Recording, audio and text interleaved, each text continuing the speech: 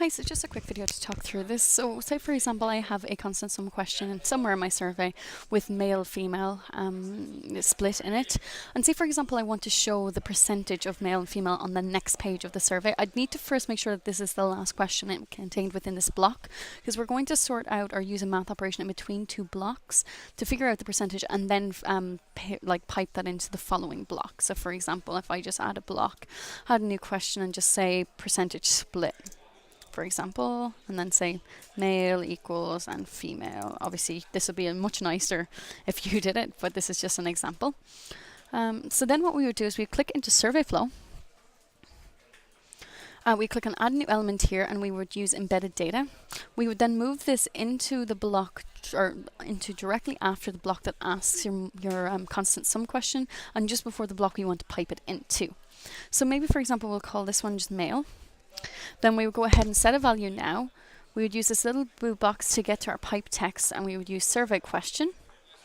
Then we would basically say for question 5, which is our constant sum question, we want the choice they entered for male. And then we're going to turn this into a math operation and say, for example, we say this is $E, and then everything within this is separated by a space. So we're saying the total, or the count for male divided by the total, which again we go into our pipe text, go to survey question, go to the constant sum, and go to total sum. And then we just delete the $ curly brackets from in here. So basically now we are dividing the choice, or the number of males, by the total. And then we need to multiply this by 100. So we just use parentheses, the same as any other kind of maths. We do parentheses and space between everything again. And then we multiply this all by 100. And that's it. So that's going to divide the total of males divided by the total, and then multiply by 100 to give us a percentage. And we can put a percentage sign after it, so it pastes in the percentage. Then all we're going to do is we're going to go ahead and copy that. We're going to add a new field and call this female. Then for the value, we're going to paste in that. And for choice numeric entry value, we're just going to change the 1 for male to 2 for female. That's just to save you some time. And that is it.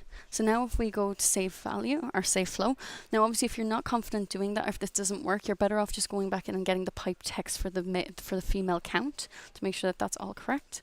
But once you have done that, we just go into this one. We go to pipe text, and then we're going to pipe in our embedded data field called male, which will be our percentage for males, our percentage of males, and then again for females, pipe text female. And that's it, you're done. So I hope that answers your question. Just let me know if you have any others.